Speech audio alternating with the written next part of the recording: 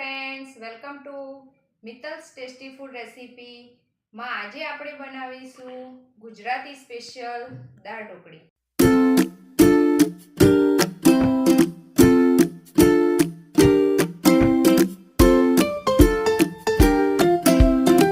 Friends, આજે ગુજરાતી દાળ ઢોકળી બનાવીશું તો એના માટે મેં 1 કલાક પહેલાં તુવેરની દાળ પલાળીને રાખી હતી। એ 2-3 વાર સાફ કરીને રાખી લઈએ।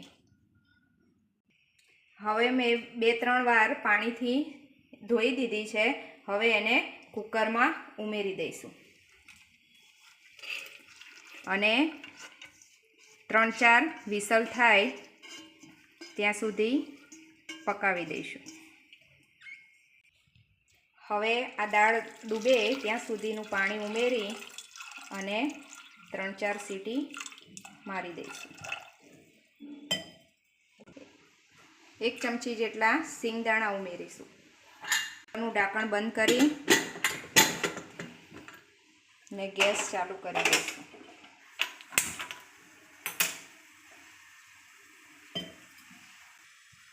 કુકર થાય ત્યાં સુધી આપણે ઢોકળીનો લોટ બાંધી લઈશું। એમાં મેં 4 મોટી ચમચી જેટલો ઘઉંનો લોટ લીધો છે। અંદર સ્વાદ પ્રમાણે મીઠું, 1 ચમચી મરચું અને અડધી ચમચી હળદર અને થોડું એવું મોણ માટે તેલ નાખીશું અને હવે રોટલી કે નહીં ભાખરી એવો સોફ્ટ લોટ બાંધી દઈશું।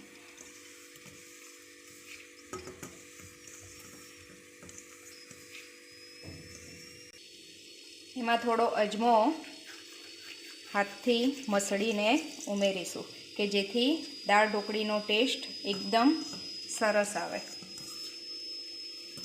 બધું મિશ્રણ મિક્સ કરીને લોટ બાંધી દઈશું।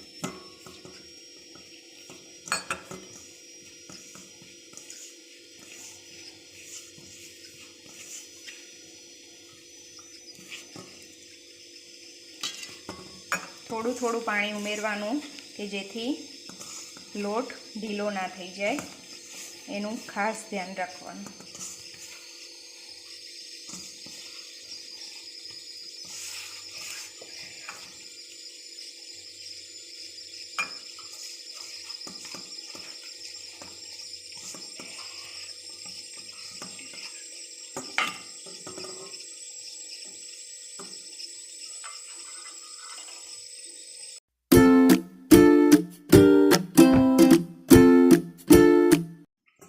હવે આપણો ઢોકળીનો લોટ તૈયાર થઈ ગયો છે। હવે એમાં થોડું તેલ ઉમેરીને એને એકદમ સારો એવો મસળી લઈશું કે જેથી આપણી ઢોકળી એકદમ સોફ્ટ અને વ્યવસ્થિત બની જાય।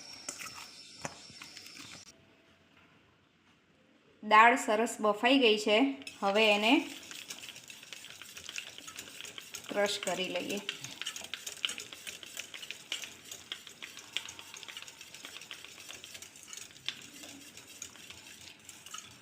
પછી એમાં થોડું આપણે જેટલા વ્યક્તિની દાળ બનાવતા હોય એ પ્રમાણે એમાં પાણી ઉમેરી દઈએ। આજે હું 3 વ્યક્તિ માટે દાળ ઢોકળી બનાવું છું તો મેં એમાં 1 લોટો ભરીને પાણી લીધેલું છે।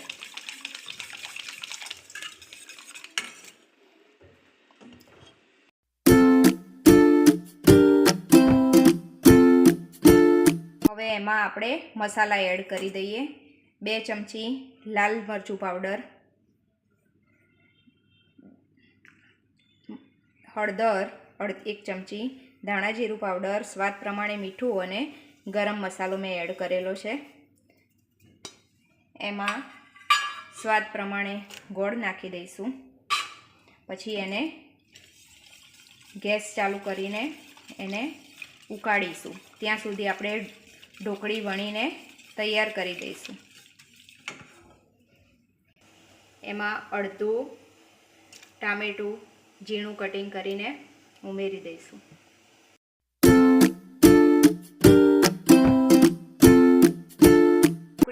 તૈયાર થઈ ગઈ છે અને ઢોકળી માટે પણ મેં મીડિયમ સાઇઝની એકદમ પતલી એવી રોટલી તૈયાર કરી દીધી છે.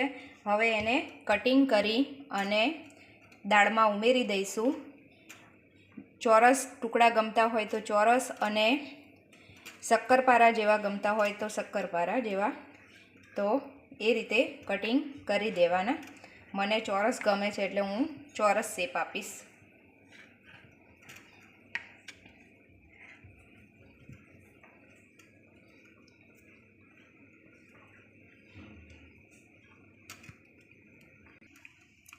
હવે એને થોડા થોડા કરીને દાળમાં ઉમેરી દઈશું.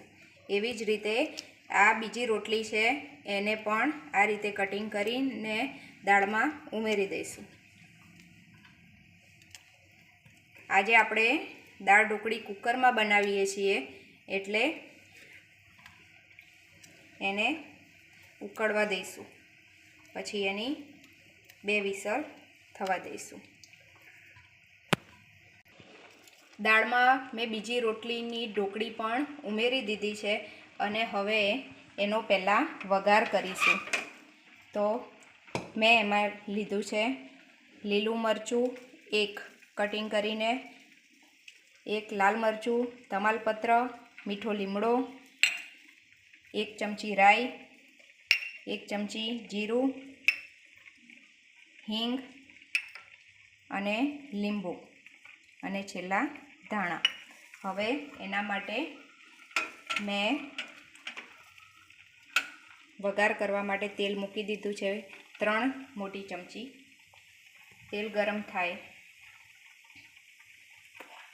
એટલે એમાં પછી થોડી રાઈ ઉમેરીશું.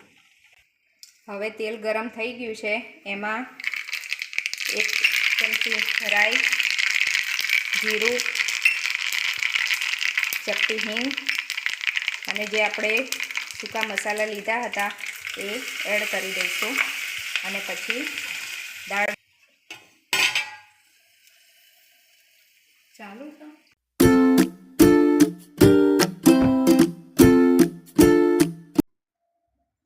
હવે એને ખોલી લઈએ અને 2 વિસલ કરી દઈશું એટલે આપણી દાળ ઢોકળી તૈયાર. હવે એને ઢાંકણ ઢાંકી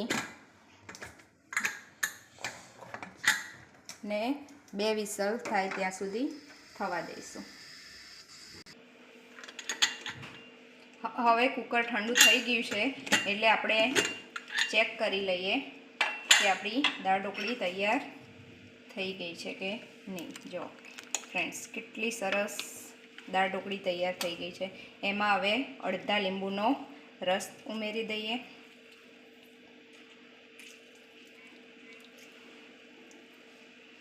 અને ધાણા.